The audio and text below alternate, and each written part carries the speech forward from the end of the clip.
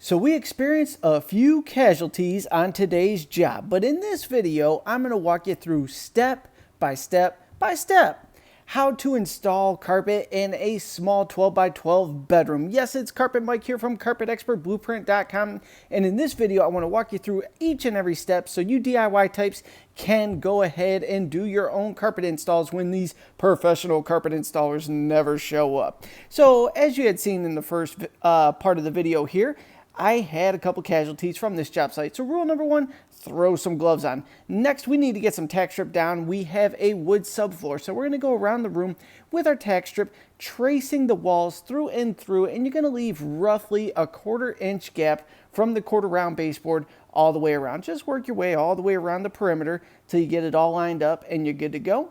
And once we have all the tack strip down, the next step is to get the padding in. We are in a little tiny closet here. It's oh so hard to get a good shot of everything when you're trying to record and install tack strip, but we got it done. So now we got our 7/16 8-pound spill block padding in. We're gonna go ahead and lay it out. Now I cut this in the driveway just because this room is tiny and it was a little easier to manage just cutting it into sections. So the padding comes 6 foot wide. We cut 2 6x10s, and with the excess, we're gonna use that to fill in the closet there. That's why we bought a 12 by 12 piece of carpet. So we got the first shot down. We're gonna trim that in right to the tack strip and go around, throw some staples in it since it is a wood subfloor. I'm going to get it around the door here, and the door was pretty snug on this one, so we may have to trim it after the fact, but we'll cross that bridge in the end. So I'm going to rough cut the second shot, staple it all down. Everything's good. Keep on trimming it. Refrigerator's going on, freaking me out in the background. We're good to go. Staple, staple, staple. Cut, cut, cut. All right, almost done. Now let's get this carpet in here. So we got the carpet in, and it's at an angle from corner to corner. Now, the best way to do this is to angle it, and then you just lift up on it and start unrolling it in a loose fashion. If you try to jam it up wall to wall, you are going to destroy the paint job in the house, and that's the last thing you want. So like I said, we angled it off from corner to corner. We rough unroll everything. Then we kind of do like a loose fold on all the corners here. And that way we could shimmy it around and get it lined up just right without beating up the walls and scratching things and all that fun stuff. So we're good to go so far. We're going to fold in a little more. Now we're going to spin it. And we're going to continue spinning until we have it roughly where we need it to be. And as we open it up, we could shift it a little more, getting it to the exact location we need it at so we could stretch in all the walls. So just slide it over a little more. Work nice and slow, just a little bit at a time. Don't rush it because that's how you do damage to the paint job and the trim and things like that. Now, if it's a slop and pop job, you may not care, and you could just unroll and go and destroy and scratch the walls and say, hey, there's a dresser going to be there anyway. I'm not worried about the big hole I just put in the wall. We're good to go. Going to continue working around just a little bit at a time. Looking good. I think we're okay. Let's get you a better shot of the room now. Flop this side in, dropping it down, and basically you want anywhere from 2 to 4 inches going up each and every wall. That way you got something to stretch onto, you got a manageable piece of carpet to work with, and you'll be good to go. So any areas that are bigger than that you don't need, you're going to cut all that excess off just to make it a more manageable piece of carpet here. So everything's roughed in, looking good. Now I need to get my knife here, and we're going to remove a lot of this excess carpet we have going into the closet. So notch this out. That piece is going to drop right into the closet. Going around the door jamb here. Notch around that. Good, good, good. Cut straight back because that part will flop into the closet. And now we have this big shot of just excess material. We're going to use a little piece of that to seam in the closet. And we drop the camera. That happens all too often when you're working by yourself. Now we have that. Let's get this out of the way so we have some room to work. Now we're back to our closet piece here over at the main doorway. We're going to cut that down to a manageable section. Everything's good. I'm going to go ahead and change the blade. I believe I'm going to do the first cut on the closet seam right now before I drop it in. So in this case, I'm just tracing a line on the backing to get a straight line, nice clean cut, so I have something to seam to. If you don't have a steady hand, just use a straight edge on this and you'll be good to go. So once you finish cutting that off, you go ahead and flop it into the closet there. Give you a shot of what's going on. So you see that little bump out at the back there. It's about a 6-inch, little more on the depth. So it's like 12/6 in there, unfortunately. So just enough that we need a seam. but no big deal. Show you how to seam that on. You'll be good to go. Now we're at the front door here, and there's never been carpet installed in this room ever. This house was built in the 50s. So they had a metal transition strip in the doorway here. We got to get rid of that because I want to seam to the old existing carpet when I do this installation here. So we're going to work that metal back off of the carpet without damaging it. Just slow and steady, just kind of prying it back. Now that we got that off and out of the way, we got to peel the old carpet back because we want the new padding to touch where the old padding is. And throw a couple staples in it, remove any excess that I'm not going to need. And that got a little corner where I came up short there. I don't know if you can see in this angle, but we're going to patch that in with a little chunk of pad. That is the beauty of working with carpet padding. You do not have to be perfect by any means. You just have to have it line up. That's all. You can play Tetris with it all day long. Totally legal. You know why? Because I said so. Removing some excess here on the opposite side of the room to get some more manageable pieces to work with. Make our corner cuts. Cut off that long strip. All right, we're getting down to it. So this is our set wall right here. We're going to lock on about 4 or 5 feet of this wall, crease it onto the tack strip, and then that way when we stretch hard across the other way, it's going to hold in place, and that way we'll get nice and tight when we pull it across the room. So to make sure it stays locked on, we creased it on there. Now I'm going to take my knife and I'm going to trim it down and tuck it in. And this is going to ensure that everything's holding in place in theory. Of course, you could always pull it off, but if you're doing it right, it's going to hold for you on the tack strips and you'll be good to go.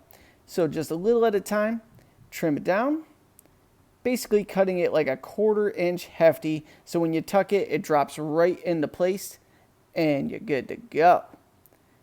There it is. Everything's good there. Crease it on one more time for good measure. Now we're in front of a heat vent. I'm going to rough cut around that. That doesn't have to be super perfect because a vent's going to drop right on top of that. And tuck the corner in.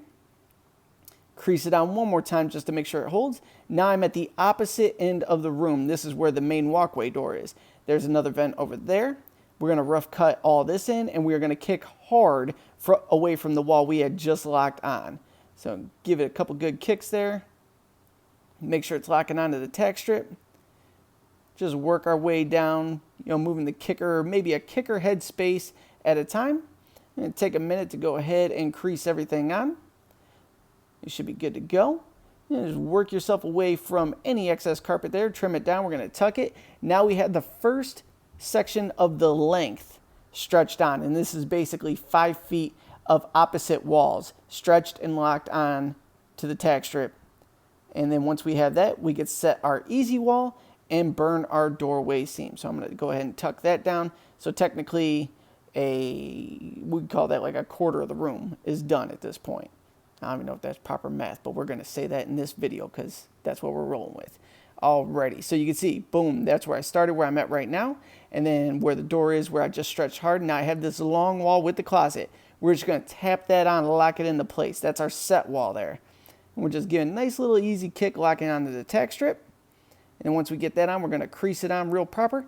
Make sure it's not going to pop off on us. We are good there. Let me get you a little better view of everything. You're going to watch me trim this in. Same exact scenario, trim and go, trim and go. The reason we like to do this is it helps it stick to the tack strip. Especially if you're new to this, it's easy for the carpet to pop right back off of the tack strip and you'll go bananas. If you trim and tuck it, the odds of it holding into place are much greater. So keep that in mind when you're doing your thing. Just go ahead and tuck it in. Brush away at it. That's when you want to make sure you have the gloves on, because you saw in the beginning of the video I had that chunk of wood hanging on my finger. It's because I was brushing away with my finger and there was a splintered piece of 1/4 round that went into my finger and I cried. Not a lot, just enough. So went ahead and trim it, tuck here, almost to the corner. Good to go. Tuck, tuck, tuck. Down to the last little bit.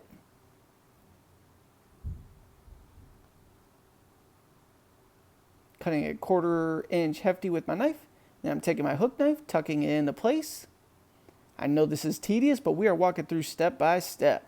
So now we're back at the doorway seam here. We're going to seam this part on, and that way we could stretch away from this wall once the seam is burned. So I am actually working with the side that had the metal on it first. This is the old carpet, and I'm just lobbing off like a 1/2 inch to get a nice clean edge on that, and I'm going to trace that for the official seam. So you see me just cutting away at it. Make sure you got a nice sharp blade. And once again, if you don't have a steady hand, use a straight edge. Always watch your fingertips. Make sure everything's lining up properly from door jamb to door jamb so it doesn't run off on you at all. And here's the classic. Just make a couple slits in the carpet that I like to do. Then I could go ahead and peel it back and trace it out there so I could seam this together. All right, so we're all good there. Plate connect the dots now.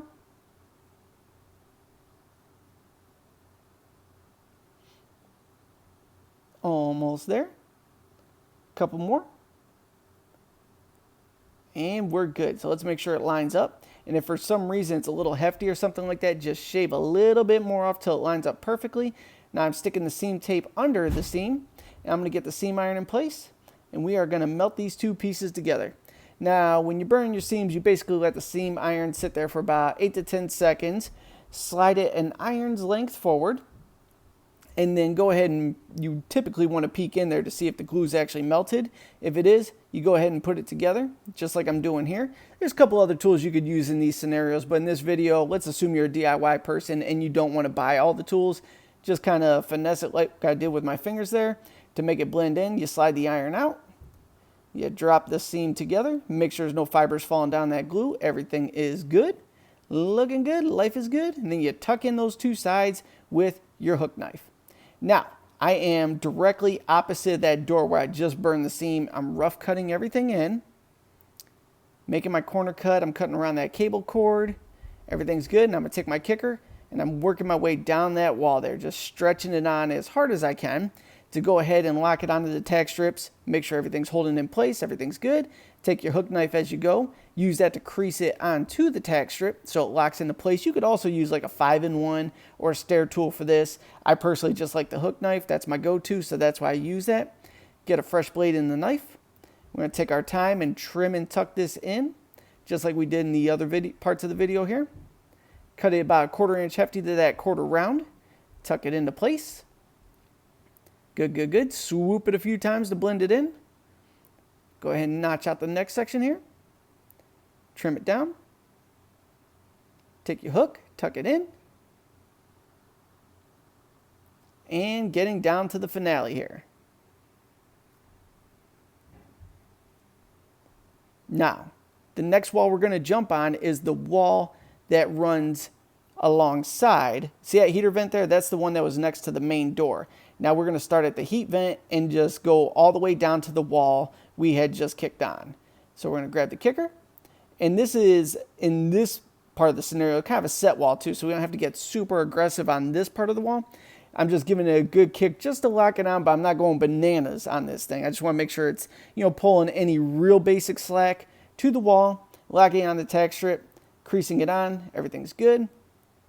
As usual, take your time to trim and tuck there. The best thing you could do is trim and tuck as you go if you're a DIY person, because like I said, if you don't, it could pop back off the tack strip if you're not experienced. And when you kick away, everything's going to get warped. You're going to lose your mind and throw in the towel and walk away. So trim and tuck as you go if you're feeling confident that everything's locked on. We're good there. Just lobbing that off. Good, good, good. Go all the way down. And that's where I actually split my knuckle at. You can see me wiping my finger off on that excess carpet there up the wall. It's a quick go-to so I don't get anything on the carpet. I'm going to peel that back, get that section cut off. Now, we are almost done with the job. Everything's looking good. So this is the last corner. This is opposite of the wall I just did. So I'm going to blast this one. I want to give it some oomph when I'm kicking this on. Pulling all that extra slack out to the opposite wall here. Working our way down. Boom, boom, boom. And take my hook knife. I'm going to crease that on. Good to go. Gonna come back here. Now I'm going to blast this wall on because this is my final stretch here. This is opposite of the front door and the closet doorway. Just pulling it as hard as I can to get that out. Blotting my knuckle on that little piece of carpet that I had with me there to keep anything from getting on the rug because I didn't band-aid that one up yet. We're going to trim and tuck this in, and in a short minute, you're going to see when I get that splinter in my finger here. Not here. Actually, I cut that part out and moved it to the front of the video, but we'll see if we can pinpoint when I made the stupid move. It's right here. After I cut this section in, I swoop my hand across it, after I tuck it, and something ends up in my finger. cut and tuck, everything's good. I'm gonna finish stretching on this final section. Crease it on. Slice it down there. Cut about a 1/4 inch hefty. Tuck, tuck, tuck, tuck, tuck. I believe this is where I actually, yep, there it is. Swooped across, got a piece of bark in my finger. But I moved that section to the front of the video so you can see how much fun I had with that. So we're good with that one. Now I'm going to go ahead and go over to this side. Trim and tuck this in. Like I said, sharp blade, watch your fingertips, cut it a 1/4 inch hefty. Tuck it right to that quarter round, give it a few swoops there. So everything is good to go. Now in this one, I don't think I was able to take final pictures of the room, but you get the gist of everything. We went all the way around the room. The customer was with me in the end. And I don't like explaining to them why I'm taking pictures of their house and all that. It might be a little weird for them. So, you know, we're just going to go ahead and finish this out here and be good to go. Now for you installers out there that are looking to jump into the game, sell your own jobs, whatever the motivation might be, a room like this we charge $350 for. $200 of that was material and $150 of that was the labor aspect of it. So not a huge win, but just give you an idea of some numbers you can make on a Saturday. That's what your take can be. So as always, I truly appreciate you tuning into this. Thank you so much for sticking it out. If you have any questions about the carpet and flooring industry, you know to comment below, and I'll see you on the next video.